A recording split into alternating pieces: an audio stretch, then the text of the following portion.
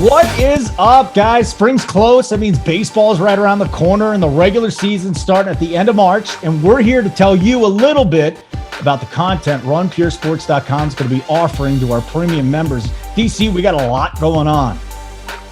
Absolutely. Baseball coming up. We're going to have everything you need here at Run Pure Sports. As you mentioned, webcasts, articles, core plays, statistical analysis, projections, all of it up on RunPureSports.com. Come for the amazing plays. Listen to JT Hayes botch every single name. It's so much fun. Our team's been on a major heater in the NBA. We're going to carry on this momentum to the MLB season. Get on board right now. Sign up for a premium membership to RunPureSports.com. It's only $80 a month. $80 a month. Monthly access to our premium MLB content. All the other sports, golf, MMA. It's not just baseball during the summer, people. We got a lot going on. NBA still going on once baseball starts. For an extra $20 a month, you get the bet side. I'm telling you, add it. Joey Workby, we're just killing it on the baseball side. He's perfect during the World Series. What are you waiting for? Sign up today. Start running pure.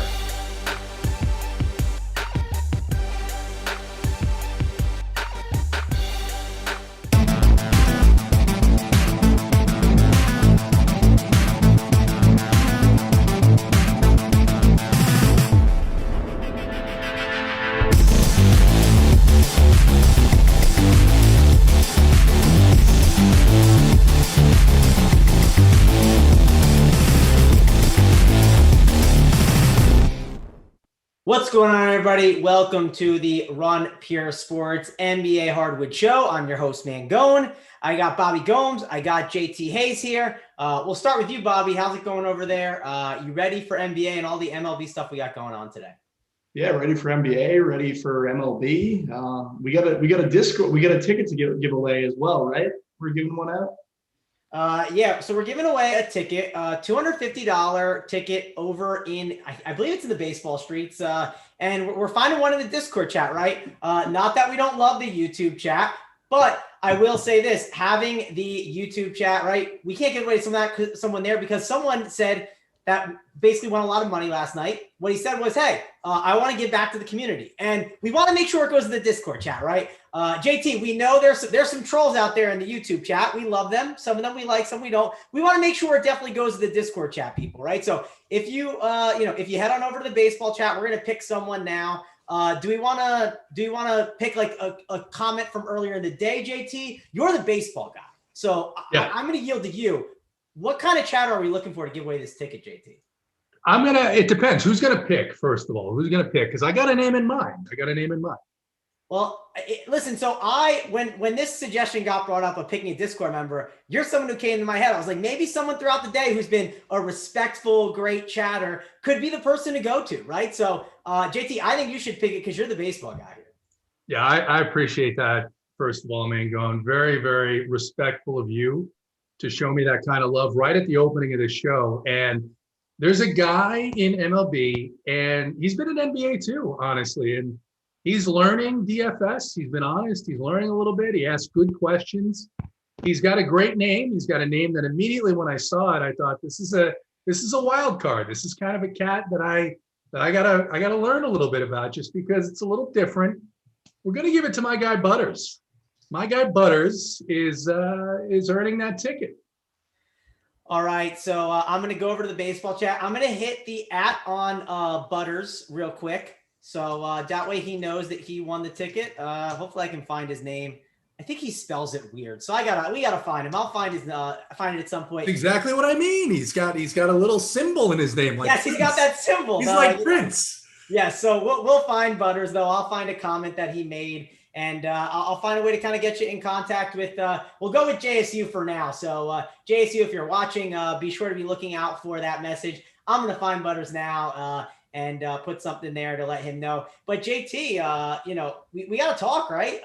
We got the Tuesday show here. Excited to be on with you. And we got a 6-game slate with your boy, Tony Snell, who JSU was disrespecting on the bet show, just so you know. And I defended your boy, Tony Snell. So I just want to let you know it's a Tony Snell slate and happy to have you here and happy to talk about him with you. Do I need to have a discussion with JSU? Yeah, I mean, listen, he was talking down Tony, and I said, don't you dare disrespect that man. And he said he is not that good. And I said, stop it. He is the GOAT. man, we need a refresher in what a pure shooter is. I mean, inject his shooting into your veins like heroin. You'll be high as a kite. The man is pure. He's clutch, Mangone. How many three-point shots right at the gun has he hit this month to send the Hawks to a win? It's at least 2, if not 3. I mean, they've got so many injuries. Is Tony back, though? He was hurt. I texted with his grandmother, and she indicated he was feeling a little better. The swelling had gone down. They gave him some ice and stuff. I think he might be back tonight. Yeah, and listen, when I think of like big threes, right, and like star shooters that are next to big threes, we got Trey Young, Clint Capella, right? We got John Collins. We had LeBron, Chris Bosh, and Dwayne Wade, and they had a star shooter next to them, right? They had Ray Allen. The Hawks, who do they have? They have their star shooter, Tony Snell. So, Bobby, we're fans of Tony Snell on this show. So don't disrespect his name throughout the show. I'm going to give you that warning right now, Bobby. I definitely can't disrespect Tony Snell being on the show with the Tony Snell whisperer, JT, you know, so definitely not going to disrespect Mr. Tony Snell. Yeah, like that Hawks game, like the slate. What game we got first? What are we kicking it off with? Well, we'll get to it. First of all, we gotta address something in the chat. I don't know where he is, so I don't know if anyone else has the answer. Someone said I'm short. I'm like 6'1". You're short because you don't. I don't know what you did with your camera, Bobby. It's got to be lowered. Like there's a giant gap between your heads. So there you go. Move it down a little bit. The people then can see you a little bit, but you do look shorter than me actually. Which listen, I'm not the tallest in the world. I'm not the shortest though. So where is Big T though? Speaking of people who are tall, where's Big T, JT? Do you know where he's at right now? Yeah, my understanding is he's at an undisclosed location. He had to get out of town for a few days. They're doing a little bit of a threat assessment, and we're going to make sure that he's taken care of. But in the meantime, we got you covered. We got you covered with the winners. And NBA, the MLB show wrapped up a little while ago. I know that Mangone, I got to ask this. There's a cash chart for Major League Baseball, is there not? There is a cash chart. I mean, are you asking because you haven't checked it out yet, or are you asking? Oh. Are you asking? Come on now. Of course I check it out. It's the first thing I consult every day. I check in several times a day, waiting for you to fill that in, and then I just get all excited when it's filled in. So, but tell the people about the cash chart because I think everyone knows about the cash chart for NBA. What goes on the cash chart for MLB? Yeah, so let me give you a little peek behind the wall here on how we handle the cash chart. So it's me, it's Hoop, and it's TitleTown. We all kind of take care of the cash chart. And JT, we rotate, right? So one day there's one person on MLB, the next it's NBA. It kind of depends, right? Today on NBA, I had the bet show, right? I had to also do, this show. So it makes sense to keep me on the NBA, right? So we mix and match depending on what shows we're on. But we put out 3 to 4 core plays out there on the cash chart for DraftKings and FanDuel. And then we also kind of give the player pool out of like the guys that we would look at. And listen, if you're looking at a guy and you're trying to fill out a last piece in cash and you head on over to the cash chart and look, if he's not on there, we're probably not playing him. The only way we're probably considering him is if like the late news just hit and the update hasn't gone through yet. So they obviously get in the Discord, or it could be like, hey, like you're dead or behind. You're really trying to play catch up, right? That's the only reason. And also, JT, you say you look at it, it's a great way to kind of fill out some of your tournament teams, right? That's right. That's right. You can, if you're looking for a one-off, you've got a stack that you really like.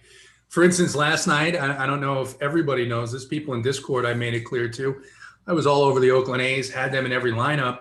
And I did. I went to the cash chart and I said, all right, who's a guy that I can fill in for, I think it was 3,800 or less, and help me out quite a bit. I know that you had the highest scoring pitcher on the cash chart last night, Tyler Glasnow. I'm sure you're going to nail the highest scoring pitchers tonight too. Yeah, well, I won't be nailing it tonight. Hoop or Title will. They'll definitely nail it and get it down for you. Yeah, I mean, Glasnow was sort of a free square, right? Definitely liked getting myself some Glasnow exposure yesterday. Bobby, you like the cash chart because it helps kind of figure out where the optimal builds are and how you can make some pivots, right? So talk about how you look at that with the cash chart. Yeah, so that's the best thing, right? We got you, Title, Hoop, 3 of the best cash game players in the world filling out that cash chart, and it really gives you an idea about construction.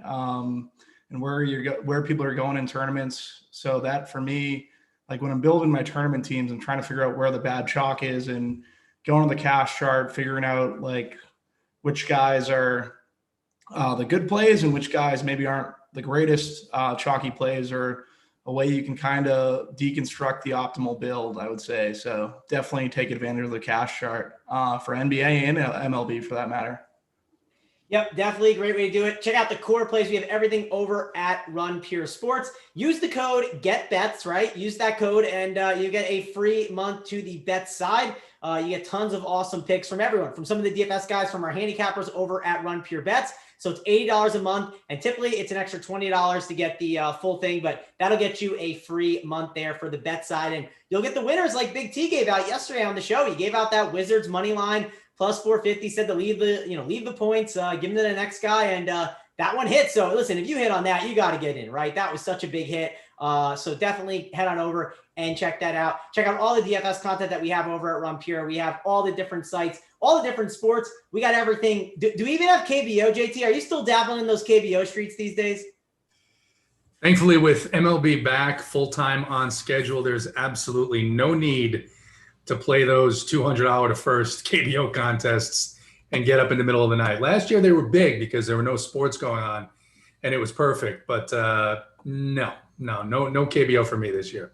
Yeah, I mean, imagine getting up for him. You just stay up for him, JT. And what you do is you sweat the first couple innings. And like, if your pitcher gets rocked, you just go to sleep with the pitcher, right? Or if he's doing well, you kind of sweat it out and see how long you can go and you just kind of die out. At least that's how I handled it when I was sweating the KBO. Yeah, I ran so good in KBO that when I did stay up just to watch the first couple of innings, I never went to sleep. And it was a long couple of weeks because it was every night that I was coming in top 5. And I was like, I'll turn on ESPN and watch the game. So I'm thankful for MLB being on time with a full season and fans in the stands. That's been exciting to watch in some places, except Atlanta Sunday night when the fans rightfully got annoyed at that hideous call by the umpires, but then decided to shovel everything in their seats onto the field. That's not a good look, but whatever. Yep. And speaking of MLB and things being on time, Uncle T says MLB Playbook is up, so go check that out now. But let's talk some NBA.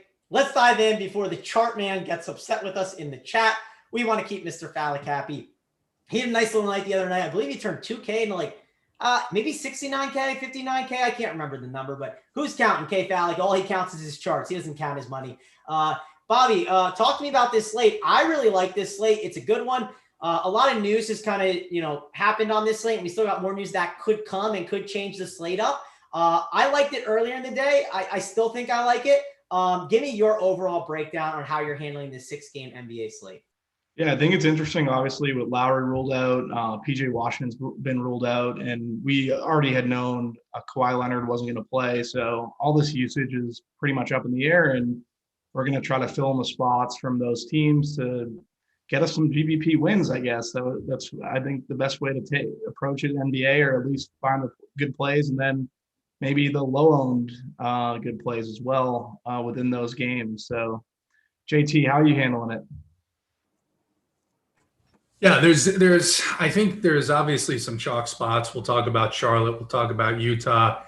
But it's a slate where there's just not a lot of spend ups here. I think I don't even know if there's a guy above 10K on this slate. I don't think there is one, right? I think it's no, there's not.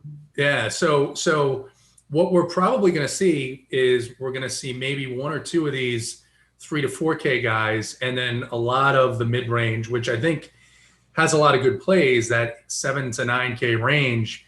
But I think we're going to have to find a couple of those 5K guys to round out our lineups that can get us 7 to 8X on this slate and take us to the top. So that's the way I'm approaching it. I mean, you've got some teams that are going to be caring about winning on this slate, and then you've got some teams that are just too injured to not do anything other than put the guys that are healthy out there. So that's kind of been the theme this month, at least so far, for the NBA is teams resting guys, fake injuries, things like that, and some real ones, obviously. But that's kind of the way I see tonight's slate. Yeah, definitely going to be an interesting slate. I'm super excited for this one. And I'm really excited for the first game on this slate. Some news hit that, not that it got me disappointed, but I was kind of looking forward to maybe rostering this player, or at least considering this guy.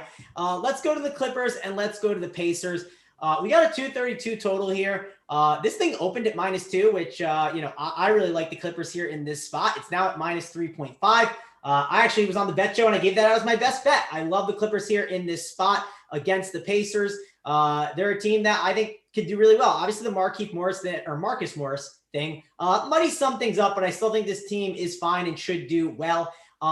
JT, I'm going to go to you first. The Pacers have been in a lot of pace-up games. If I told you 2 months ago the Pacers were in a 233.5 total on a 6-game slate, and it's the highest total by 4 or 5 points, you would probably tell me I'm crazy, right? Well, I mean, I think you're right. The Pacers defense has suffered as they've been hit with all these injuries. They've given up a lot of fantasy points, but they've also been scoring a lot of fantasy points, in particular Malcolm Brogdon and Domantas Sabonis. The news you're talking about is Marcus Morris. Did he get ruled out? He got ruled questionable, I believe, unless I maybe had the wrong Morris. There's a slight chance, but I'm pretty sure it was Marcus. No, it was Markieff, so actually that's good. And Okay. Not surprising to mix those two up. So that happened not right at kind all. of before we got on. But Not at all. As a matter of fact, I heard they still live together and share the same bank account. So, I mean, they probably mix each other up as well. Yeah. But what I'll say about this game is I think you have to like pieces on the Clippers side. And in that total, with the way that the Pacers rotations have generally been condensed, I do think Malcolm Brogdon at 6'7" is interesting. I think a lot of people think of this Clippers defense and think of them being able to shut down opposing point guards, but that hasn't been the case without Patrick Beverley. So 6'7" for him on DraftKings is a pretty interesting price. Domantas Sabonis at 8'8", who is going to guard him? Marcus Morris and Zubac? I mean, I like that price quite a bit. You know, DeMarcus Cousins hasn't been in there. He's played 8 and 6 minutes. Looks like perhaps the Clips will let his 10-day expire and move on. So definitely an interesting game here. Some of these other pieces for the Pacers are a little bit too priced up. Even in this matchup, I just think there are some better spots at the prices for the secondary pieces of the Pacers that I can find elsewhere on this slate with better upside. yeah, some of these Pacers, like Sabonis is probably my number one spend up on the Pacers side. Like if you force me to pick between the 3 stars, that's the guy I would lean if you're looking to do a little game stack, which I don't mind a little game stack of some of these Clippers, kind of getting out in front and just trying to let people play catch up like Big T says. So I definitely think Sabonis is interesting. I don't mind Brogdon. More of like a last guy in, I think, for me on the Pacers side. Bobby, how about you? Before we kind of move over to the Clippers, what are you doing with these Pacers here? Because I think they definitely have some upside here in this spot. Yeah, I think a couple of Pacers are interesting plays, especially from a tournament perspective. If you hit on Brogdon at 6,700, you're taking Pat Bev like out of the equation pretty much. So I don't mind him. Karis LeVert is another guy. He's gonna be on Paul George, right? Like he's gonna have to play minutes. Obviously he's playing minutes anyways, but 7,500, it might be a little bit priced up, but I think for Karis LeVert in the spot, if it's differentiated, like it could be somewhere you could look at, but definitely prefer Sabonis as my favorite going up against Zubac and Marcus Morris. I just feel like they would have a lot of difficulty trying to guard him. So if there was one Pacer, I'm kind of in lockstep with you, Mango, and I would go for Sabonis. He'd be my favorite. Yeah, and one of the debates I think you're going to have on this slate is grading out Sabonis versus a lot of these other studs, versus Siakam, versus Mitchell, Tatum. There's a lot of different studs on this slate. And it's not like it's like Westbrook and Giannis. It's all these other guys in the 9K and 8K range. So that's going to be a debate to have as we kind of go and talk about these different players. Let's talk about the Clippers side. And let me go to you, JT, because there are guys on this side that I'm a big fan of, right? Like if you told me one guy I probably should roster today in the 8K range, it might be Paul George. Guard is getting a little stronger, at least from a value perspective, but you can also make a case that opportunity cost because of what Paul George could do in the highest total. And hey, a little revenge, right? I know it's been a while for Paul George, but he's a former Pacer there, JT. So I know you love yourself some revenge. I also like some Marcus Morris. I talked about him. I love guys in the 5K range that have that 40-point ceiling, which Morris has, and he's not afraid to chuck. He is a guy that is willing to chuck and take shots away from other guys. I also like Rondo at 3.4K as a contrarian point guard, which I think everyone's going to go to Brad Wanamaker, and I'm okay with that. And I think Wanamaker is the better play, but I would much rather play Rondo. What? I would much rather take a shot on Rondo or someone outside. I think Wanamaker, I don't know. We'll get to it. I mean, we'll get to it. But I guess the point I'm saying here is I think based on ownership, you probably like Rondo more, but the problem is the minutes are more volatile, right? And I really like Rondo in this spot. A stat I found on Rondo that I thought was super interesting. It was over the last 4 games, the Clippers have outscored opponents by 63 points in 47 minutes that Rondo and Batum have been together. So I kind of like the idea of pairing those two guys maybe together because I think that those two are really cheap. And the Clippers are just really thin, and you could see some small ball lineups where it could work. And even a Zubac could be in play, I think, at his price tag. So JT, talk about these Clippers because I think they're worth kind of getting them in your lineups. Yeah, so definitely. I think first of all, you're taking a big risk, assuming that Ty Lue knows the stat that you just rattled off. But that being said, I think Paul George is probably a guy that I'm going to lock into most of my lineups here just to start because without Kawhi, he's been 50 DraftKings points his last 3 games. This is a bit more of a pace up than a couple of those games, and I think it's a really good spot for him. When you were talking about Morris being ruled out, the reason why is because I am interested in Marcus Morris. We've seen, and I think Big T coined the term about these athletic bigs against the Pacers, and Jonas Valanciunas just did this very well against this team. Look, Marcus Morris has had a surprising revitalization here in Los Angeles. He's actually looked good. He's looked athletic. He's been energetic on both sides of the court. I think this is a really good matchup for him. And I think as we've seen that it's clearly not going to be an issue with DeMarcus Cousins eating into minutes for Ivica Zubac, I think Zubac here at 5.2 on DraftKings is probably one of the better point per dollar plays on the slate. Yep, I like that call there with him. Bobby, so talk about Rondo here. Like I said, I like him here. My issue is what are the minutes going to be? And Lewis talked up that they're basically using these next 20 games to kind of get Rondo going and get him to do well. And the one game he struggled in was when Pat Bev was in, and Pat Bev is not in now. So I think it's interesting. I think George is a great play. I love what JT said about Zubac. It just kind of depends on what you're doing with the center position. I do think he is in play. And I love Morris too. Morris is a guy, like I said, massive upside. So a lot of opportunity here with the Clippers, Bobby. How are you handling them? Yeah, to harp on JT Zubac call, I really like Zubac in this spot a lot. I think he's a really good play. I think I'd prefer him to Morris, which is maybe contrarian, I think, relative to where everyone else is going. And then in terms of Rajon Rondo, like, yeah, he's seen Pat Bev was obviously in, maybe sees like 20 to 25 minutes in that instance at 3-4. He's someone I'm interested in, especially in this situation. Like he commands, like, he's always like pretty much directing the floor. So ball in his hands at 3-4. I have more confidence in a guy like him than a guy like Brad Wanamaker, who's going to be a lot more owned. What I will say though is, like, Rondo at 3-4, right? There's no studs above 10K. So like, what are we paying up for? So it's more a matter of what he gets us, pretty much, in my opinion. Terrence Mann at 4.8 is another guy that's going to go overlooked, and I think he's someone that we should also keep an eye on. I know it's a little bit priced up. Obviously, Rondo being there kind of hurts him, but Pat Bev being out and Kawhi being out, I think it might be a little bit of a boost to Man if you're playing like multi-entry, just have him in your player pool. That's kind of how I'm approaching it. And Paul George, like JT said, I think he's a fantastic play. A little revenge spot if you like revenge. I don't know if Paul George is the most vengeful guy, but I don't know. I like Paul George tonight. I think he's probably the best top overall play on the slate. JT, you'll have this answer for us. You know why you'll have this answer? You know the parents, right? And someone else in the chat, you know what they said? They said Marcus Morris is going to get ejected. And you know the parents of the Pacers are, like, is Sabonis a guy that kind of gets into people's grill and gets people upset? You know all the parents in the league, JT. So why don't you give us a rundown on that? Sabonis is a big, soft teddy bear. I mean, he's not going to piss anybody off. Marcus Morris, look, maybe you're thinking of Cousins. Cousins would be a guy who gets ejected, right? Dwight Howard's a guy who gets ejected.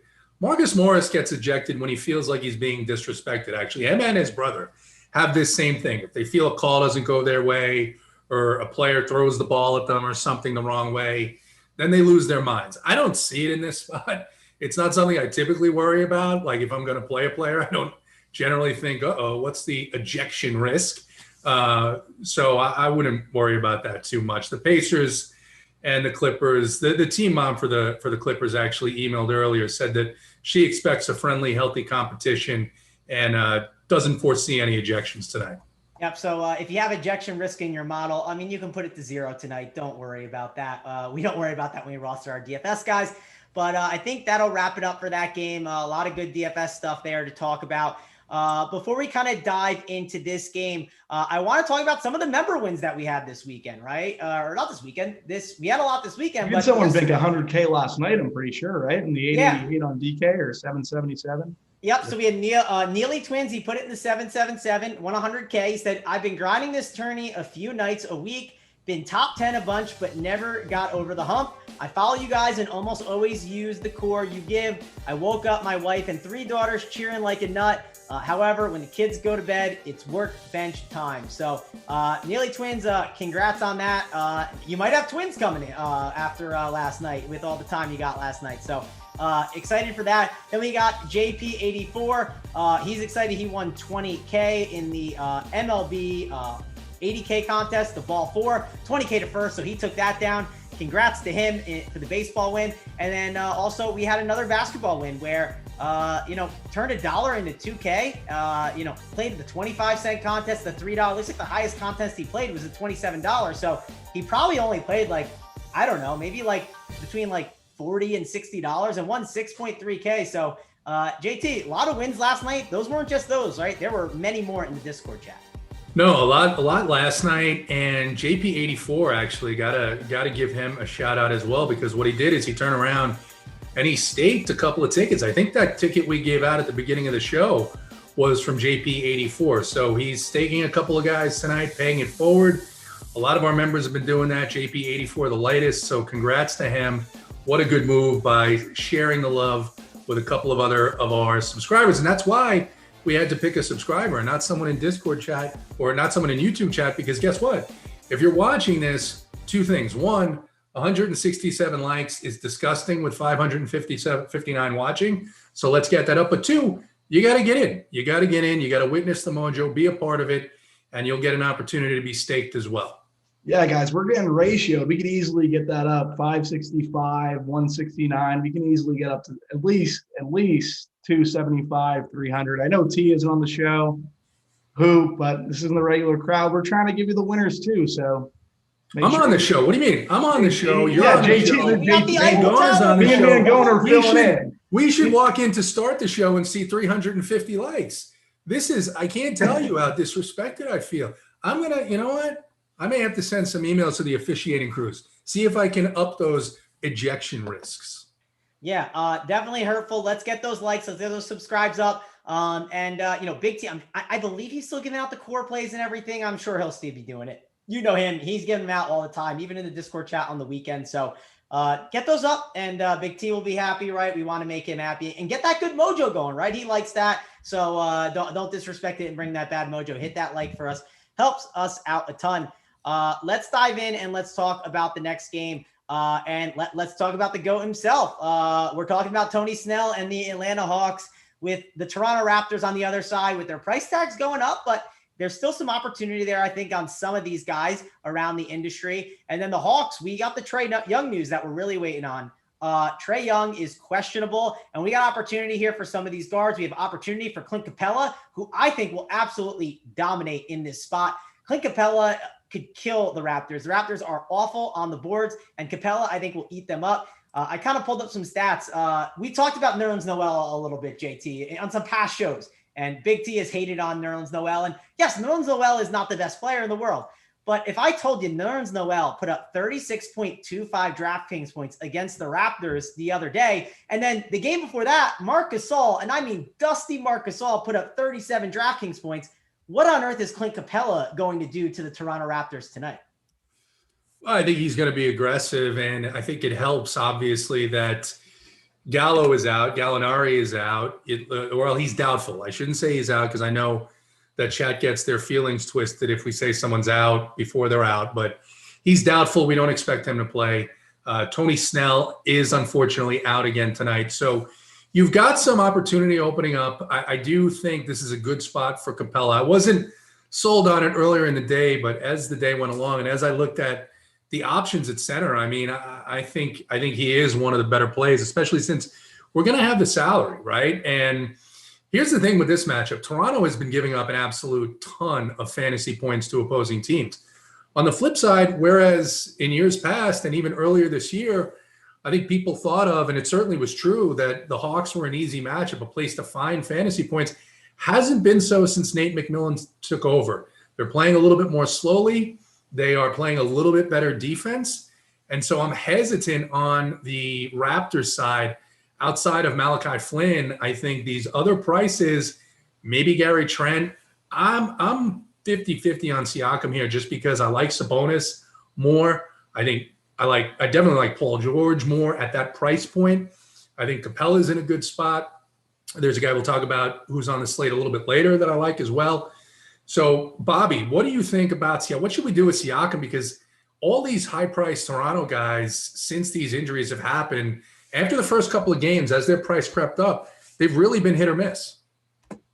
Yeah, Siakam's obviously in a really good spot. I just can't pay the 8,600 for Siakam. It's just been an issue for me, like getting him right all year long. I'd rather go to Boucher. I think I'd rather go to Trent. I like Malachi Flynn, obviously. He's going to see a big usage bump with Lowry out. Also likely getting Trey Young defense. Is OG in? What's the situation with OG? He's in, right? He's in. I believe he's in. Yeah, I'm not worried about. I didn't think I saw anything on him being out. It's just mainly Lowry and Van Vliet, the guards here.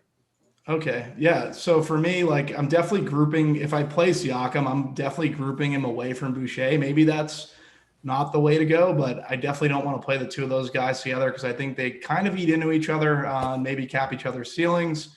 And I think Flynn's probably my favorite play from Toronto, like easily the play that I want on the Toronto side. I know Gary Trent had a great game the other night, but I think I prefer Flynn at 5-4. Mangone, what do you think? Yeah, Flynn's in play. I'm still trying to figure out what to do with him. I think he's definitely a good play. I've gone back and forth on him. I think he's better on FanDuel than he is DK. Is the price? He's 5-4 over there too. Yeah, it's going to be tough. I do think he's someone you want to consider strongly. But guard is a good spot today, right? Like you can make an argument for, Donovan Mitchell, Paul George, Devontae Graham, Brad Wanamaker. That's already 4 guards, right? And you can only play 4 if you're playing one team. Obviously, you can mix and match guys. And I just rattled that off the top of my head without naming other guards, right? So it was just very quick doing that. So there are guys that you want to be rostering today. You can also go look at some other guys, right? Like there's opportunity for Trey Young to be in there and have a big game. And what if Trey Young's out? Bogdanovich is in play. Lou Williams, Goodwin's, I guess he's in play, even though I'm not the biggest Goodwin fan. He's someone that could obviously hit a ceiling at the price. So there are guys you can roster. There's Mike Conley you could make an argument for. I don't want to go there, but you wouldn't be shocked if he was on the winning lineup. You wouldn't be shocked if a guy like Brogdon was, or a Schroeder. There's just guards that could have big games today. So that's something I'm going back and forth on. And I think there's a good point to be made with, hey, Pascal could dominate the ball. Boucher could dominate the ball. OG could. And it could just cut into Flynn where it hurts his ceiling. JT, how about you? Is that something you're concerned about? I do think he's a really good cash play, Flynn, but I've been going back and forth on trying to handle all these guards today. Yeah, I think Flynn is a play in this game, and I think he's at the price point on the Raptors that is closest for me to where I think he can get me to a tournament score, right? Trey Young doesn't play very good defense. The ball should be in his hands most of the time when he's on the court, coming down the court. Point being, though, that you made is that there are a number of other plays, and you don't really need to save salary here. So are you going to go to that 5K range at point guard? You might not. You might not go to it at shooting guard either. That may be, if you're playing Zubac and you're going to play either a Marcus Morris or there's a couple of other guys in the later games at those price points, then you may be able to get away with just playing one of Wanamaker, Rondo, one of these guys at 3K, and the rest of your lineup's going to be 7 to 9K, and you're going to be easy. Yep, and also the reason to say it too is kind of like the guys you mentioned. There's a lot of interesting forward options that we'll get to as well. But I really like Capella. If Trey Young's out, JT, how are you handling those other guys, right? Like where would like a Lou Williams and a Bogdanovich fall for you on this slate? Obviously, we're going to get that news in time, right? It's a 7:30 lock. So maybe we just wait to see what's going to happen with that and then kind of like circle back to it later on. Yeah, we can come back to that because I saw him as I thought he was he's Q. All right, so it's someone later on that's probable. But yeah, we can come back and see what the news is because it does. I think if Trey is out, you can honestly look to some sort of a Hawks onslaught here, just because of how many fantasy points the Raptors give up and how shorthanded the Hawks will be. If Trey is in, I'm really not interested in Bog at that price. Kevin Werder at 5.3 is a little bit more compelling for me, but we'll circle back on that news and see if we get something before the end of the show. All right, Bobby, give me your final thoughts here on the Hawks. Talk about Capella to me a little bit because I do think he's someone like I started looking at studs on this slate, and he's one I was thinking of prioritizing. So talk about the Hawks to me. Yeah, I love Capella. Really good spot for him, especially versus Toronto front court, offering like very, very little, basically defense like to throw at him in that situation. If Trey Young were to sit, Lou Williams, Bogdanovich, those guys get a bump. And like you hit on, Brandon Goodwin, minutes kind of fluctuating. Don't really want to play him, but he's in play also. But my favorite play would be Clint Capella. All right, let's move on. Let's talk about the next game. This is where we get a little bit of a break, right? We get to 30 minutes until the Lakers and then the Hornets started up. Let's talk about this game because, again, it's a pick 'em, right? 206.5 total. Hornets are shorthanded. JT, talk to me about this Hornets team. How are you breaking it all down? Because they don't have a lot of bodies here. No, they don't. It's just it's not nearly as difficult a matchup as it was earlier in the season with obviously LeBron and Anthony Davis out. It's just the Lakers play slow. These games are kind of ugly. On the Charlotte side, these guys, it's not like you're getting a situation where it's a surprise and guys are out and you can play Devontae Graham at his 5.2 price point. I think Graham is probably my favorite just because of the fact that point guards have done really well against this Los Angeles defense since LeBron and Davis have been out. And I'd expect that Graham would be the point guy here. So at 6'3", he's probably going to play close to 40 minutes. I think Miles Bridges, 5'8" on DraftKings is another one. And then from there, you've got Jalen McDaniels, you've got Cody Zeller. I don't know. I have to evaluate and see, are these guys better plays than Marcus Morris, for instance, than some of the OKC guys who are very shorthanded going up against Utah, right? I think for me, Zeller's got some good history. Perhaps I look to a Cody Zeller here, but he's not my favorite center play by far. So I think outside of Graham and Bridges, and maybe McDaniels, I don't know how heavily invested I'll be in this Charlotte team. Okay, yeah. So I have gone back and forth on how to really approach Charlotte. You can make a case like we have a lot of salary to spend. So it's like, I don't know, do you want to play Graham in the mid-tier or do you want to just go up to another stud? Is Graham going to get you there, like to the 45, and the other studs aren't really going to get there because you don't have the raw points of Giannis where it's 70 fantasy points, right? So I've gone back and forth. I like Graham here in this spot. I think he's interesting. You can mess around with Brad Wanamaker. I'm still going back and forth on how to approach him, but I think he's a better play than he's been in the past. Everyone makes fun of Brad Wanamaker chalk. It's a little different here in this spot, especially with Terry Rozier doubtful. I think the guy that's really going to, get some ownership, and one reason why he might not punt as many positions is because Mr. McDaniels, right? 4.3K. I think he fits a lot of different lineups. You have Andre Drummond questionable. You have Markieff Morris questionable. You could see some more small ball lineups at times, maybe not for all the game, right? But even maybe 6 to 8 minutes of playing McDaniels at like the 5, right? That could make things really interesting here. And it just secures his minutes all around. Like I feel safe about him playing his minutes, whether it's a blowout, whether it's not. 4.3K for him. I think he's one of the safest options on the slate. Bobby, how about you? Yeah, so for me, my favorite Hornets player, I'm gonna have to go with Zeller. Like, I think he's a really good value, really good play overall. He'd probably be my favorite. I like the take on McDaniels, 4,300. I think he's a really good play on DraftKings. Makes a lot of sense if they do go small. And then outside of that, like Devontae Graham, he's kind of like in an interesting spot where he's going to see a ton of usage. Finally, you have all these guys out for Charlotte, and it's kind of been Graham the year where last year Graham was unbelievable. And then you get him this year, and a ton of usage has been taken up, and he hasn't really had the same opportunity, but he should get it tonight. So that's the interesting situation for me is, do I want to play Graham? I think I'd probably be looking to roster Graham if I can. I know the Lakers have been better on defense, but I just think he's going to see a ton of usage, and it just makes sense for him to take all the shots. And on the Brad Wanamaker chalk situation, I know it's not the same situation. I just don't think Brad Wanamaker's any good. Like, even at 3,800, like, if he's going to be extremely chalky, he's a guy, like, if I play 3 lineups, maybe I'll have him in 1. I think I can probably get different, and I don't know. I think he's a leverage point for me, I would say, on the slate, where I want to kind of differentiate the construction at that point guard position. That's why I kind of hinted at Flynn before, getting the Trey Young defense. I just don't love Brad Wanamaker. I know, I think you're going to be there, but I don't know, not really feeling it. Yeah, I mean, I haven't decided yet what I'm going to do with him, but it depends on this news, right? Especially with Trey Young. I think that's going to matter a little bit. JT, I do want to ask you about the Martin brothers. So we got to get you in here because you know the parents here at Run Pure Sports. That's why we got you, right? That is the most important thing that you know. How do we tell the Martin brothers apart? Does one have like a birthmark above their eyebrow, right? Like, who's going to play? Is it Cody? Is it Caleb? Give us the breakdown on these Martin twins and their parents. Yeah, I mean, I will tell you, the parents still can't tell them apart. They are absolutely 100% identical twins.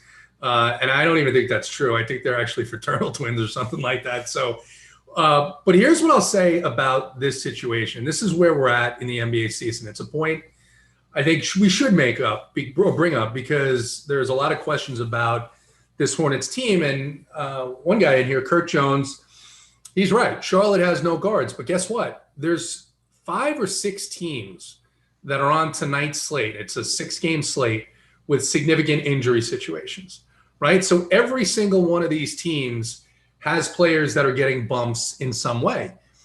What I'm trying to look at, and I know what Bobby's trying to look at, is which are the ones that I can predict pretty reliably, right?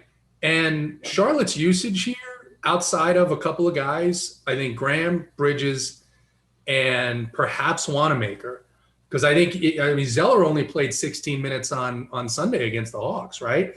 So whatever he's doing with Zeller and Biyombo is sort of, one of them will play 24, the other will play 18, and then out of nowhere, one of them will spike and play 30-some minutes. Yeah, if Drummond's in, if Harrell's in, okay, then maybe Zeller and Biyombo, or one of each, is on a quarter all times. I'm not going to try and predict the Martin brothers when I don't need that value. Like, I don't need it, because I can play Wanamaker. I can play, someone brought up a guy that I didn't mention, which is in play, I think, if you need it, in the Toronto game, DeAndre Bembry, who's been starting and playing well. What? I mean, that's a very good take, by the way. I didn't even think we should have touched on that a little bit. So the question for me is, do I want to sit here and try and decipher what James Borrego is going to do when it's really difficult to predict that when he's got everybody healthy, right?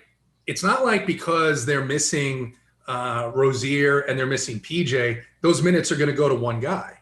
You know, so it's a situation where I think the Clippers are much more easily predictable, believe it or not, at least from the Paul George, Morris, Zubac situation. I think the Pacers are more predictable. Utah is going to be more predictable. The Hawks will be more predictable. And I think even Toronto to a degree is more predictable than this Charlotte team. So you could, if you're playing, let's say, more than 20 lineups, absolutely. You should mix and match. You maybe have 5 to 10% or more of some of these other guys, because one of them may go off and no one will have them, and you'll find yourself as that's the piece that brings you to the top. But tonight in NBA, with both sports going on, I'm just going to play 5 lineups, and I'm going to focus on what I can reliably predict here. And it's not going to be the Charlotte side outside of Graham, Wanamaker, McDaniels. I may have Zeller in one lineup just because there's good history. I think they'll need him. I think Zeller is a much better player than Bismack Biyombo, and that's who I would play if I was going to play one of the two.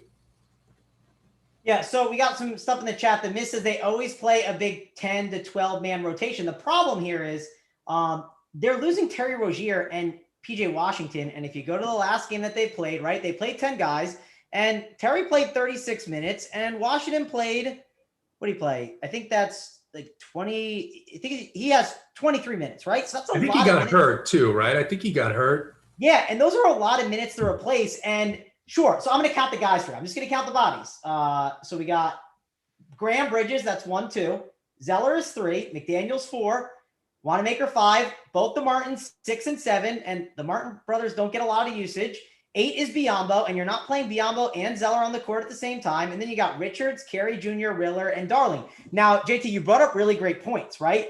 Really, really great points of there might just be better value, and the construction, we don't need to jam some of these guys in. But you have to consider these guys. It's not like they're just out of nowhere going to give Darling 30 minutes or Riller, right? Like, that's the key. There's 4 guys who have not really played much for this team, and Richards, Carey, Miller, and Darling. So there is opportunity here. I don't think you can completely ignore them and just say they're not even on the slate. I do think you have to consider them, at least when you're building out your lineups. And we did just get news that could matter. Trey Young is a game time decision. Gallinari is out. And again, this Trey Young news could be really big because that's going to unlock some mid-tier guys that have some really nice ceilings and some stuff that you kind of mentioned there, JT. We didn't talk about the Lakers enough, right? We got Drummond questionable. We have Markieff Morris questionable. So there is some opportunity there for some of these guys. Like, you could make an argument for Harrell at 5.5. I know JSU likes Schroeder a little bit today on the bet show. Any Lakers you'd be interested in here, JT? It's tough. It's tough because as injured as they are, they still have a lot of bodies. He's running. He's not, and it's smart, honestly. He doesn't need to. They're still winning games for the most part pretty easily. At least the last week or so they have been for the most part. You know, it's not like Schroeder is going to see 40 minutes, right? He's going to play his usual 32, 33 minutes. Yes, it's a good matchup, but they played last night. They're on a back-to-back, right? There are other players. Mike Conley's not on a back-to-back. Paul George, I don't believe, is on a back-to-back. The Hawks and Raptors guys are not on back-to-back. So I value that at this time of year too, because you see the wear and tear of the season start to get to these guys, especially guys on this team that have been injured for a month. So these guys have been playing big minutes every game. Dennis Schroeder hasn't taken games off like he had earlier in the year, right? I looked at pricing, maybe Markieff Morris. It's hard for me because I don't think that Drummond is going to get full run here. Drummond could smash that price if he got to 25 minutes against this team. So could Harrell. Again, it comes down to who do I want? Do I want Zubac, who I know is probably going to play 32 minutes, and Capella, who I know is going to play, especially if Trey's out, he may play 40 minutes? Or do I want to take risks with these guys? And again, if I'm multi-entering, absolutely I'll take those risks.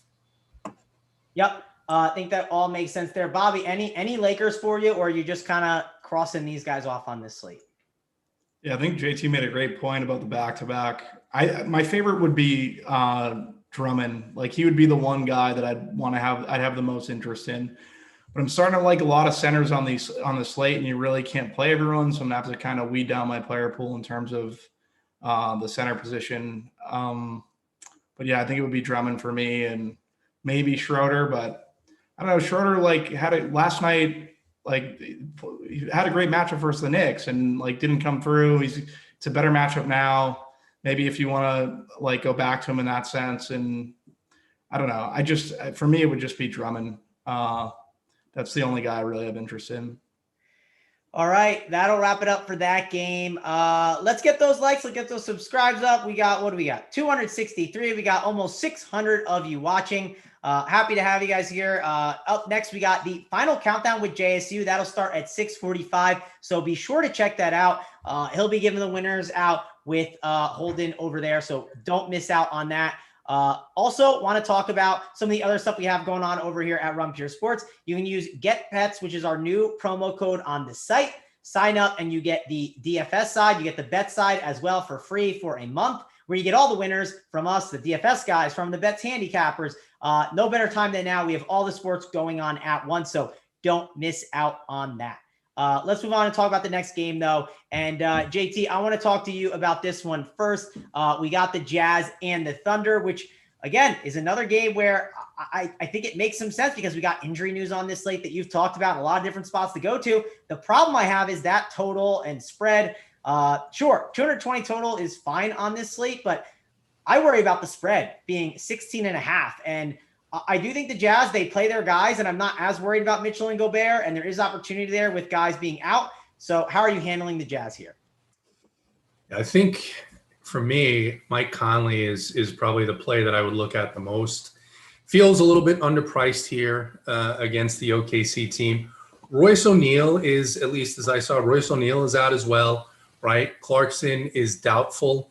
So, Mitchell at 9.4 feels a little bit too expensive, even if he gets 50, comparable to these other plays on the slate, just because of what you mentioned. It's not like it's going to be back and forth and he'll have the upside for 70 here, right? I think the ceiling here is probably 50 to low 50s. I think there's some plays on the OKC side, honestly. I think you can look at guys like Dort and Bazley, who nobody's going to play. I guess Bazley is projected to get a little bit of ownership, but I think those are plays that are somewhat interesting with a banged-up Utah team. This is an OKC team that the guys who are in there have played hard. Poku is out. It looks like Isaiah Roby got upgraded to questionable, so he'll be in there.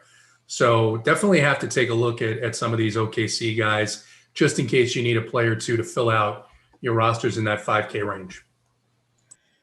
All right, JT, I was just talking to a chatter, and we got some news. So Bembry is now out, and Paul Watson Jr. is out too. So that's interesting news. We'll get to that, but I want to talk about a chatter here real quick, JT. We got someone here. His name's Jose, and he says, I want to join Run Pure, but I feel with my luck, the entire team will start losing. The universe has a way of stopping things. JT, first of all, that bad mojo will stop it, but I sent him a message. I said, Jose, you join by the end of the show. DM me on Twitter at Travis Mangone that you joined. I'll send you gear, and you got to just promise me one thing. You got to give me positive vibes in the Discord chat. We're going to turn Jose into a winner. How's that sound? Yeah, and he's got to use code DIAMOND25. I believe that gives him 25% off of his first payment. And get in here, and we'll help you turn your luck around. You have to be willing. You have to be willing to learn. You have to be willing to take the advice, take the guidance. You can't come in and just, we've had some people do that, right, Mango? They come in, they ask questions, they look at the cash chart, and they don't play anybody on it, right? They look at the cores, they don't play anybody in the cores. That's a recipe for disaster. So I would recommend getting a hold of Mangone. He always looks at his DMs because he's very busy. People are always sliding in there, especially the ladies. So he's going to check those, and he's going to hook you up. But we got another chatter in there. Anybody know who this guy is?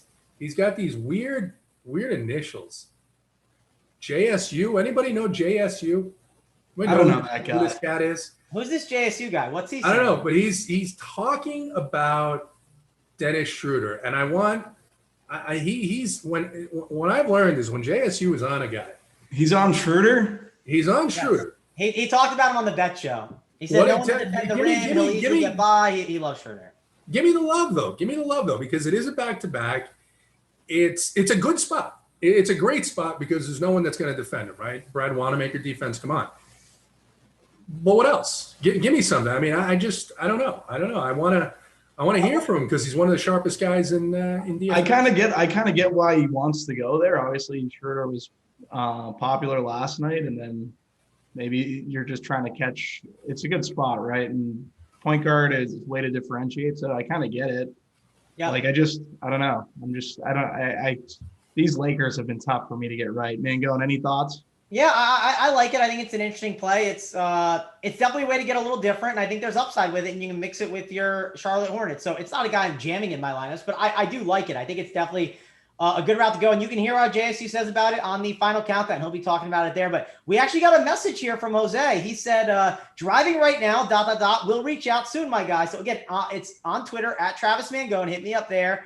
And JT, what are we giving him till the end of today, tomorrow? Well, what's the timeline for him to get there? Because we don't want you texting and driving or signing up and driving. We don't approve of that. We completely discourage texting and driving. I'm not sure where Jose is driving to. Hopefully it's a short drive, and let's give him until let's be magnanimous here. Let's give him until 10 o'clock tonight. I like that word, magnanimous. Don't you? I didn't think I'd hear that one today. That's good. There you go. So we're going to be the Magnanimous Tuesday crew and give him until 10 o'clock Eastern tonight. So as long as he gets it in by 10, Butters, my guy Butters, back in the YouTube chat. and he says he got his lineup in. I'm excited. I can't wait to see it. And Mangone, I need you to take care of something for me. The Miz, who we love, he's a Knicks fan. I feel sorry. I grew up a Knicks fan, and I'm recovering now, as everybody knows. But the Miz, I think what he's doing here is trying to correct my pronunciation, which obviously he doesn't realize I'm right. Mangone, talk to the Miz, please, about this. I don't have time for it. Yeah, I mean, however JT says it goes, I do like to do the Dennis Schroeder. Like, I do like to kind of mess with the accent there, right? You know, the ladies love that, right? They love a good accent. So who does not want to use that? Why the DMs are clogged and you're not. Yeah, no, definitely. We also got someone saying in the chat, Ronnie said, don't RPS and drive. What about workbench and drive, JT? What's your thoughts on that? You use that Manscaped, while you drive too as well? No, it's never a good idea to Manscaped and drive. But if you can fit in a piece of the workbench while you're on the road, sometimes it makes the ride a lot more pleasurable. So big fan of that. As long as she goes by the book, it's good. Good stuff. Yeah. Yep. And if you don't know, we got Manscaped. We got a little deal with them. Use the code RUNPURE20. Go sign up over there. You get 20% off anything that you want at Manscaped. Tons of stuff for the ball bag, right? You know, you get all the good stuff. The Lawnmower 2.0 or 3.0. You get 20% off and you get free shipping. So check all that out over at Run Pure Sports or at Manscaped, obviously. And we'll hook you up and we'll help you out and get you a nice little deal so you can get all that workbench time in for yourself. I think that'll wrap up kind of talking about that Jazz and Thunder game. I don't really have much else to say. Bobby, give me your final thoughts on the Jazz and Thunder, because I think there's a little bit more we got to talk about with the news and some other games here. Yeah, we just keep going. I'm not really. What about Donovan Mitchell? How do you rank Donovan Mitchell versus the other studs and like Rudy Gobert? Like, you just think Mitchell chucks. Like, it's hard to get away from Mitchell. Like, he's gonna hit optimals. They're on a back-to-back. Like, I know they play them full minutes, but it's just like, can I go? Like, I like this Celtics Portland game, which we're gonna get into in a little bit. So I don't know. I think Mitchell's a good play. Gobert's a good play. I think I'm probably leaning in other directions in the slate. All right. Well, I do think I like Mitchell the most. Mitchell's the guy, like, if I need a raw points play, it depends how he grades out against the other guys. That's how it's really going to matter to me. Let's talk about the Celtics and the Blazers. It sounds like you like this game. 230 total here on this one, and it's a close spread. I think the Celtics pull this game off and take home the W. I'm excited to watch this game tonight, Bobby. Talk to me about what you like in this game, because it sounds like you're high on it. Yeah, I've had a ton of difficulty with the Celtics all year, like pretty much everyone, rostering Tatum, rostering Brown, rostering Kemba, but I think this is the night where you can do that. I think you could play Jalen and Tatum together on the slate. I think that would be a way to differentiate yourself on a 6-game slate. Going up against this Portland team, maybe run it back with Cantor. That would be a way I kind of think that you can get a little different. I think Jalen will be pretty chalky, but Jason around 9-2, like 9-2 on DK, like he would be, I prefer him to Mitchell. He's kind of turning it on. And Kemba 6'6", Marcus Smart 6'2", all interesting guys. And I'll let JT talk about Damian Lillard in a little bit if he wants to, if he would be so kind, you know? Yeah, before he does that, I want to mention one thing. So Royce O'Neal is out. We got people asking about Niang as a cheapie. He's fine. I will say, I saw the beat writer. He said total speculation, no inside source. He just said, like, I'm guessing Juwan Morgan could start. We have seen him start in the past, so wouldn't shock me, but something just to mention when you're kind of looking at those guys. Also, Nicholas Story, he said in the chat, he'll do us better. He will hit up Jose, and he'll say he'll give him a free week of RPS. So I don't have his Twitter name right, but his name is Jose Avalos. So try to find a way to get in touch with him. Add him in the chat. Write your Twitter. Get in contact with him, and we love to see members giving back, JT. So if that's what wants to be done, I'm happy to approve it. Absolutely love to see it. Love to see it. Everybody DM Mangone and basically just say who you want to give a free week to. Mangone will take care of it. He'll be that's all he'll do tonight, and I'm happy to see this go down. It's very exciting. JT, you better watch it. I might just make a random day where I have everyone just DM you out of nowhere and just flood your phone. And while you're on one of those secret missions or you're looking into the telescope, your phone will be blowing up. So why would you be so hurtful? You know who's not hurtful? I will tell you who's not hurtful. Uncle T, Terry Niehaus in the chat, not hurtful. By the way, he's been working all day. He just finished the MLB playbook. MLB playbook is up. I took a quick glance at it. Not enough to fully digest, but obviously I trust Uncle T implicitly, know that he's going to put you on the right path. If you're a subscriber, the MLB playbook is up, and we're excited. We're excited to see it. Yep, excited to see it. Love having Uncle T in the chat. He will be on the golf show, I believe, tonight at 8:30, talking with Hoop, talking with AP. Who's a better stash, Title or Uncle T? The better what? Stash? Better stash, yeah. Oh, I mean, come on. You can't give it to the 20-year-old on better stash. It's Uncle T by a mile. I mean, come on. And no doubt, right, JT? Uncle T's been working on that for the better part of 30 years. That is a professionally groomed. He uses the plow to fix it up, but it's a beautiful stash. I go with Uncle T. Love Title, but got to go with Uncle T. Yeah, Uncle T has probably had that stash since before Title was born, so we cannot disrespect Uncle T's stash. I will not allow it on this show at all. We just got news. Terry Rozier ruled out. Expected that, but that's good to obviously get that news coming through. We might get some more here coming up, but let's kind of dive back in and talk about the Portland side, and let's talk about Mr. Damian Lillard. JT, what are you doing with him and CJ McCollum and all these guys? Because Mr. Lillard, he's kind of been hurtful if you've been rostering him. I have not been, but he has not been that impressive because he's got all his guys back. All his friends are back, and he's kind of getting some help on the Eiffel Tower, right? It's not just him doing all the work by himself. So what are you doing with Mr. Damian Lillard here in a game that should be close? Yeah, so you hit on it, right? I mean, generally they're fully healthy. They've got McCollum back. They've got Norm Powell in the fold now. And 9.5 is not a bad price for him. This is a matchup that he's done well in. So I think if you're playing one lineup, you're probably going to maybe look elsewhere. But I think if you're playing multiples, then, Dame at 9.5 can certainly give you a 65, 70-point performance against Kemba Walker defense. So the one thing, Bobby, I heard you mention Canner. Nurkic, is Nurkic in? Is Nurkic in? Not sure. I should have checked that.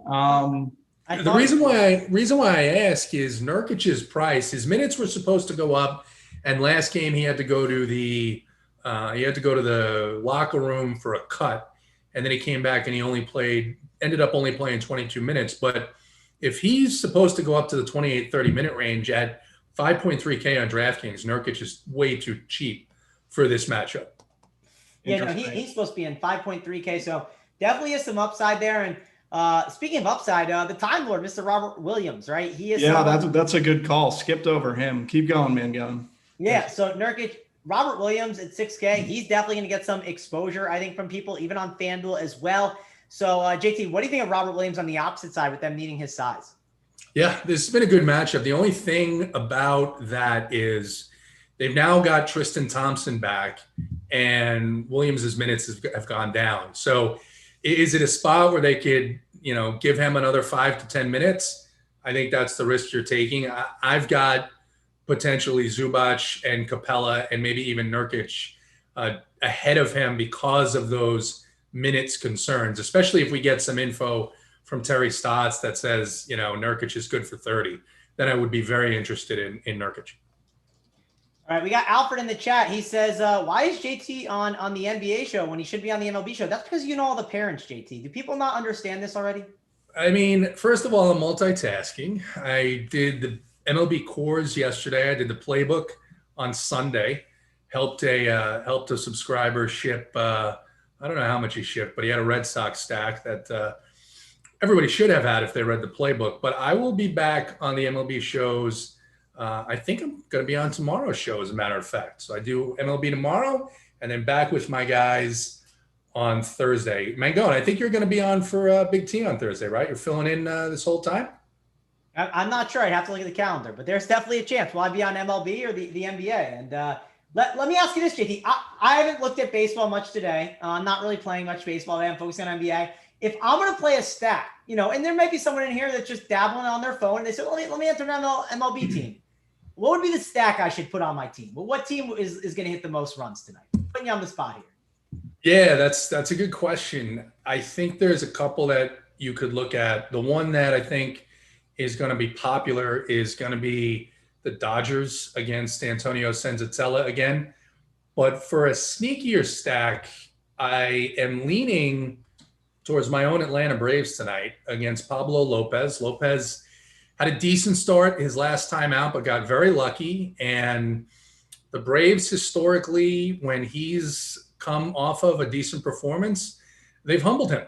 You've got an extreme hitters umpire in Atlanta tonight. I was out a little bit earlier today. It's very warm. That Miami bullpen is not very good. Freddie Freeman has been bumped up to the 2-hole. So I think in my main team tonight, it may be the Atlanta Braves. And I would say don't overlook the Detroit Tigers.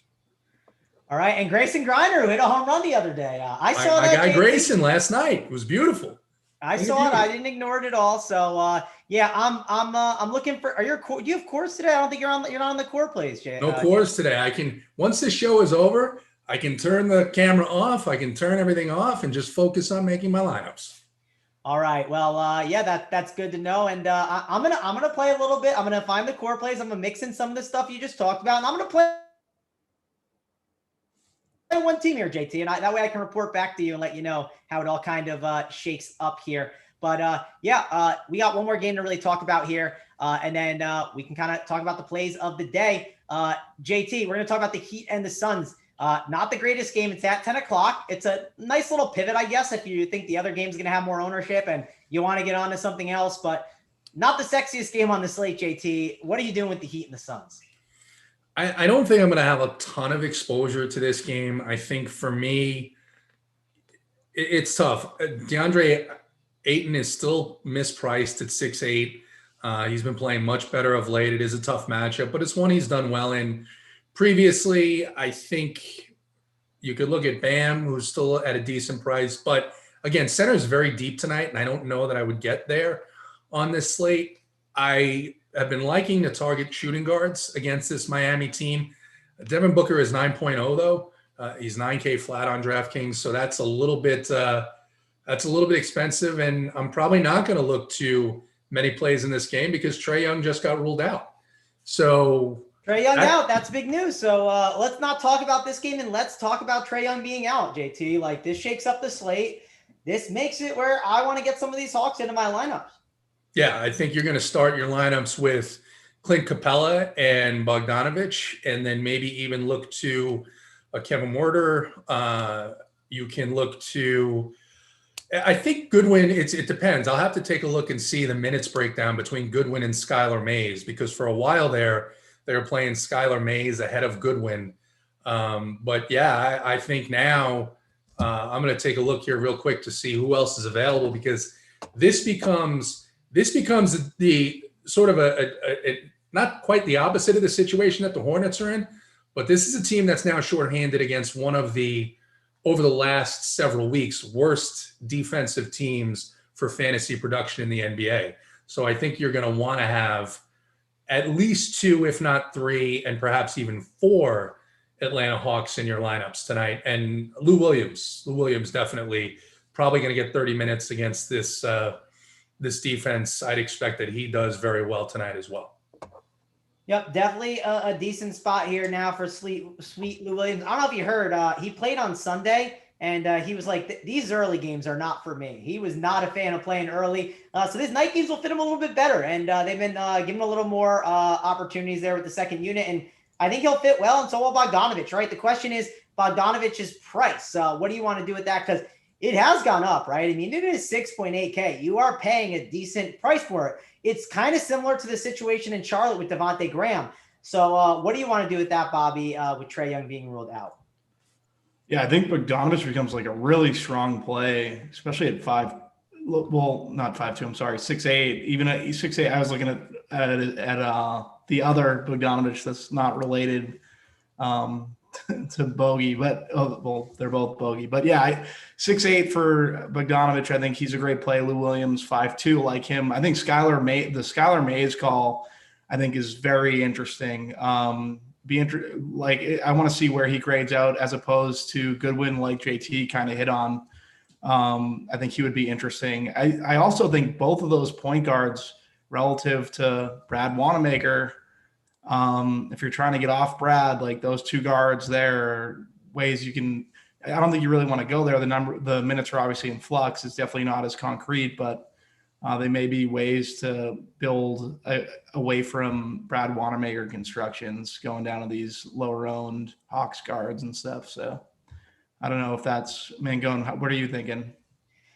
Yeah, these Hawks are going to be tough to figure out. We just got news. Borrego says that one of the Martin twins will start, and either Zello or Biombo will start at center. That is, thanks for the breaking news. We knew that all day long. Thought that was useful, but it's not. Yeah. But yeah, the Hawks. The guards are what I'm trying to figure out here. So I like Williams. And Bogdanovich, mainly because I don't know if I need that Goodwin value, and I don't know what his minutes are going to do, right? Like Goodwin's there. You talked about Mays a little bit at 3K, which he is shooting guard eligible, and sometimes that can matter. But I think that I kind of rank him maybe because of price. I rank him Lou Williams 1, Bogdanovich 2, and then Goodwin 3. JT, how would you rank those Hawks guards here? So Bogdanovich is going to start. There's no question about that. So for that reason, he goes number 1.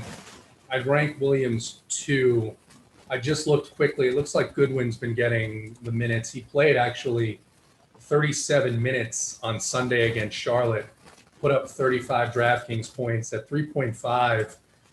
I think that, yeah, he's the guy that I would go with over Skylar Mays. I think you can expect I'd expect this game to be close. Toronto really doesn't blow anybody out. They're shorthanded with all their best players out, really themselves. So one guy I'll point out, he played 38 minutes on Sunday.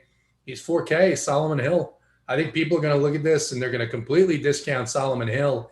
And if you needed a 4K play, I think he's much safer than some of the other plays on the slate at that price point.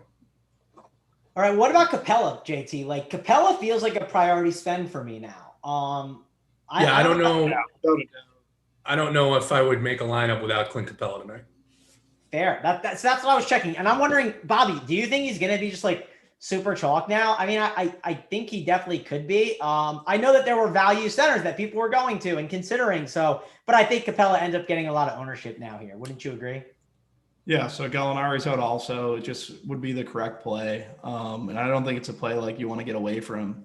I think going back to like JSU's call of Schroeder now with this Hawks value is definitely interesting in a way to differentiate your lineup. The more I kind of think over it in my head, because we know we're playing Hawks at this point, right? So to run it back, like, yeah, I like the Schroeder call on the Lakers side. Yeah. And by the way, we got someone in the chat says for 20. Someone in the chat says not on the Lakers side. That's not running it back. The Lakers are playing. Oh man, we know what you meant. We know what you meant, baby. Yeah, I know what you meant. But we got someone in the chat says Lou Will for 20 to 25. Listen, if you want to slide into my DMs where they're crowded, JT, and book Lou Williams, I will happily book some fantasy points bets with you, sir. It's at Travis Mangone. Very happy to book those bets. If you want to offer me 20 to 25 fantasy points, I can get the over on it. I will happily book that. So slide right in, my man. We will definitely put a bet up on that if you would like. Definitely think that's a good one. JT, would you be in on that bet? Do you want the DMs to be slidden into there? Yeah, we don't even have to go down that road, though, because Chaya just exposed themselves. I hope Clint is chalk. He's not as good without Trey. Oh, I mean, he only put up what? He put up what, 80 against the Pelicans without Trey? All right, Chaya. Thanks for wasting your time watching us. Yeah, I wouldn't make a lineup without Clint. That Chai, there's always tomorrow, right? There's always tomorrow, Chaya. There's always tomorrow. So yeah, definitely really, really like getting exposure to these Hawks here. And one reason maybe not to gamble with some of these Charlotte guys, like we talked about before, like you can maybe get away from them a little bit now. That definitely makes some sense here. But yeah, that'll kind of be everything to talk about there on that. Let's go to the plays of the day, JT. But before we do that, how are our likes and subscribes, right? We got 588 watching. We got 300 likes, JT. Are we giving away the plays? We're probably going to give some gear to Jose as long as he comes through. So I feel good about that already. But what do you want to do here? Yeah, 300 likes. That's. I mean, it could be better. I'm not going to lie. I'm not going to say that I'm ecstatic about 300 when there's 591 watching. But I think it's enough to say we should give the plays. And I want to check ownership here on these Hawks. So Bobby, do you have somebody in mind here that you're going to give to start out with? Yeah, I got someone in mind. I can go first. It's Sweet. actually someone you're pretty familiar with, I would say. All right. Well, Bobby, give us that play. You're filling Big T shoes right now. So I don't know. I think Big T's on a flight. So I'm not sure what Big T is giving out today. I don't know if he told you to backload till he gets off his flight. Would not surprise me. That would be such a Big T move to do. But Bobby, give us your play of the day here. Who do you got?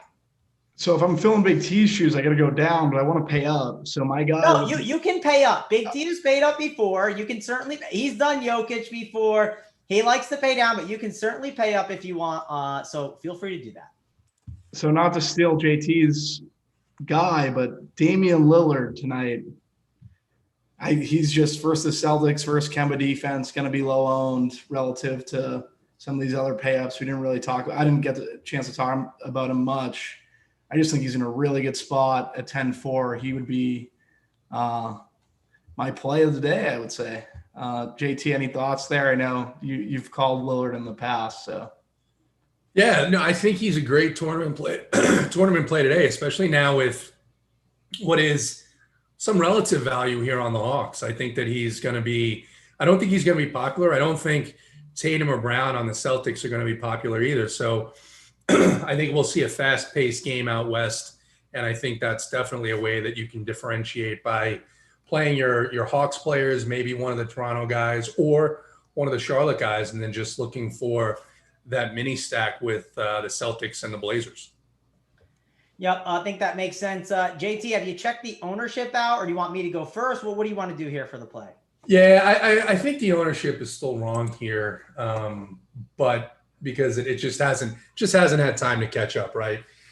Because the news just came out. But I will go ahead and why don't you go ahead? Because I'm going to take a look at one more thing. All right. I don't know what to do with the Hawks now here with this spot because I have.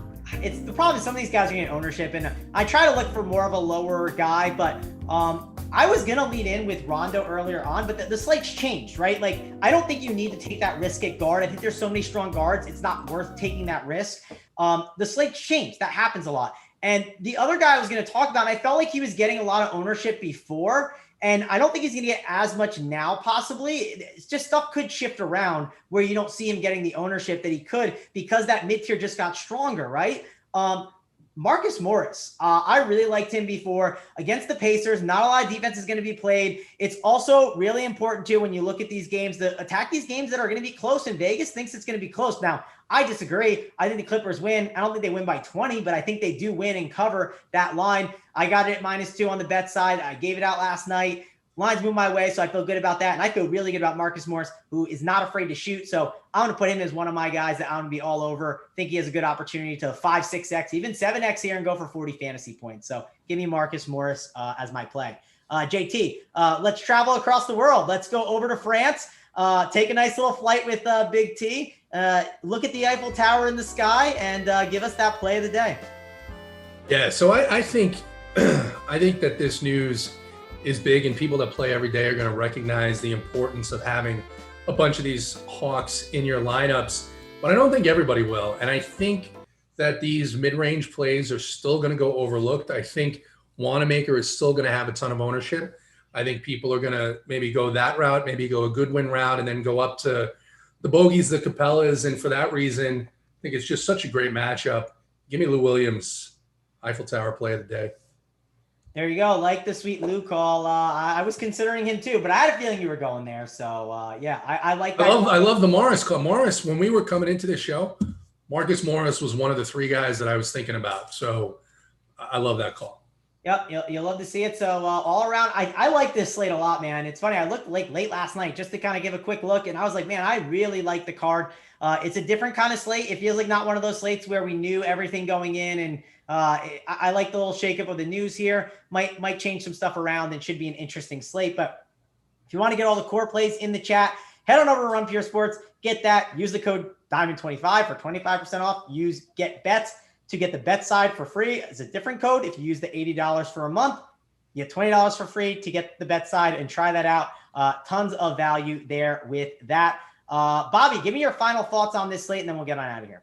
Yeah, really good tournament slate. Nice to get this news late. Make sure, guys, if you're a premium member, JSU is going to be breaking down all this news right after this, right up to lock with Holden. So just make sure you're checking that out so we can kind of sift through this more, because this is pretty impactful stuff that we just got right here. Yep. Pretty awesome stuff there. We got awesome stuff here at Run Beer Sports. Be sure to check out and hang out with JSU. We're going to get out of here. For me, Mangone, for Bobby Gomes and JT. See you guys later.